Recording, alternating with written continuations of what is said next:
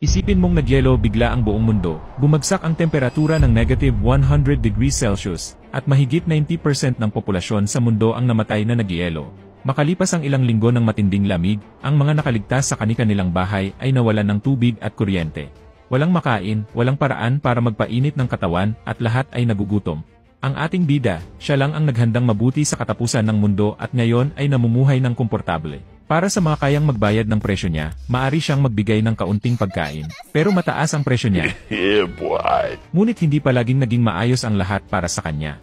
Noong taong 2050, isang pagsabog ng bituin ang naging dahilan upang pumasok ang mundo sa isang bagong ice age. Si Jiang Yi ay nagtatrabaho sa isang bodega ng Walmart at dahil dito ay nagawa niyang mag-imbak ng maraming pagkain para sa paparating na sakuna. Ngunit ang babaeng gusto niya, si Fang Yuqing, ay pumasok sa kanyang bahay kasama ang mga kapitbahay at ninakaw ang lahat ng kanyang pagkain. Inamin niyang niloko lang niya si Jiang Yi para pagbuksan siya ng pinto. Sa huling sandali ng kanyang buhay, nang malapit na siyang mamatay, isinumpa ni Jiang Yi na kapag nagkita silang muli sa impyerno, maghihiganti siya. Sa hindi maipaliwanag na dahilan, bumalik siya sa nakaraan, 3 buwan bago mangyari ang lahat. Nagulat siya, at nanumpa na hindi na siya muling magiging tanga para sa babae. Gaganti siya sa mga nararapat at panoorin ang paghihirap ng mga kapitbahay niya, at mag-enjoy siya habang ginagawa ito. May 3 buwan na lang bago dumating ang matinding taglamig.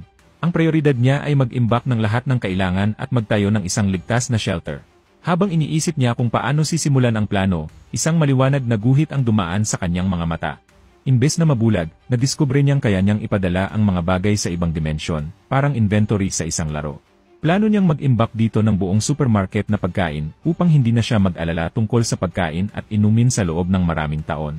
Habang iniisip ang lahat ng masasarap na pagkain na hindi niya na makakain pagdating ng sakuna, pumunta si Jiang Yi sa isang mamahaling restaurant para magpakabusog.